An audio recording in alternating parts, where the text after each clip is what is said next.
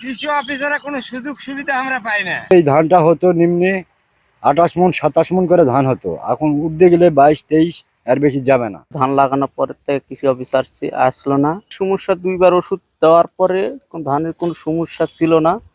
3বার কালে ধানের ওষুধ দেওয়ার পর ধানের পাতা মারা গেছে। 3বার আবার 4বার কালেতে আবার মনে করলাম ধান বোধহয় ভালো হবে ওষুধটা মারলে, কারণ পোকাটা মারলে।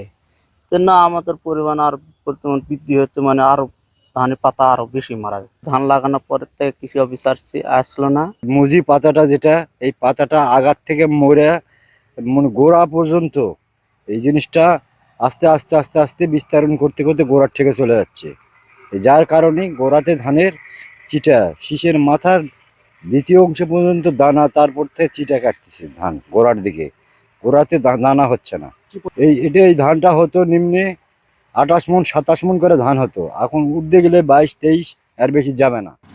মাটি আমাকে তো আসেনি, আমরা দেখাও করতে পারিনি যে কোনটা কৃষি অফিসার, সে নাও চিনাও মনে হয় নেই আর কি। এটা আমাদের গ্রামের যে আসে সবার সাথে করবে যে ধান টান ক্যাম্প হচ্ছে বা এটা হচ্ছে বা ওই ব্রিজও চাষায় ওই দোকানে বসে থাকে, ওখান থেকে আবার যদি আমরা করি হয়তো কৃষি অফিসার জানি না মনে হয় আর কি, যে আমরা আবাদ করি কি করি না এটা জানি না।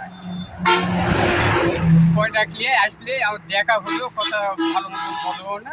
কৃষি অফিসারদের কিছু পরামর্শ দেয় না? কৃষি অফিসার আমার সাথে কোনো পরামর্শ হয়নি, আমার সাথে কোনো দেখা হয়নি। ওই যে দোকানত কই ভাই বসে আমাকে দেয়, সে ভাই আমরা দেই। কৃষি অফিস এলাকায় আসেনি? না, আসেনি। এই আলো আমাকে সাথে দেখা সাক্ষাৎ হলো, দেখা হয়নি। দেখা সাক্ষাৎ হয়নি। ভালো কি বাবা তোমার এটা কি ভালো পাতা টাতা মরিছে না কি কি ওষুধ দেওয়া লাগবে, কত লিখিত বদ্ধ দেখা এলা কোন হাগত কিছু পরামর্শ। কৃষি অফিসাররা কোনো সুযোগ সুবিধা আমরা পাই না। সার কি বীজ কি এটা সেটা আবার তো আমরা 30 বছর পার করিছি, কিন্তু এলা আমরা সুযোগ সুবিধা পাই না।